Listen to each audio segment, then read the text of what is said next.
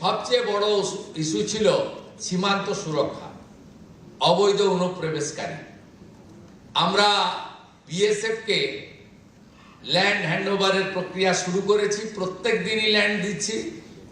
এখনো পর্যন্ত আমাদের যে 556 কিলোমিটার জায়গাতে জমি দিতে হবে, আমরা 100 কিলোমিটার মতো জমি হ্যান্ডওভার করে দিয়েছি।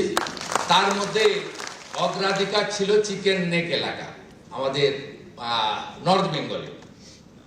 আমরা সিএ এর আওতায় যারা পড়েননি, সেই ধরনের অনুপ্রবেশকারী, তাদেরকে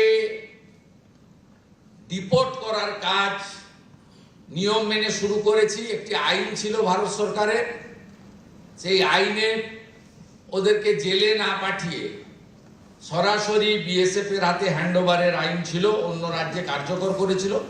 এখানে এদেরকে জামাই আদর করে জেলে পাঠানো হতো। আমাদের ভাত, আমাদের কাপড়, আমাদের ওষুধ খেত, এরা আরামে ভিতরে বসে থাকতো।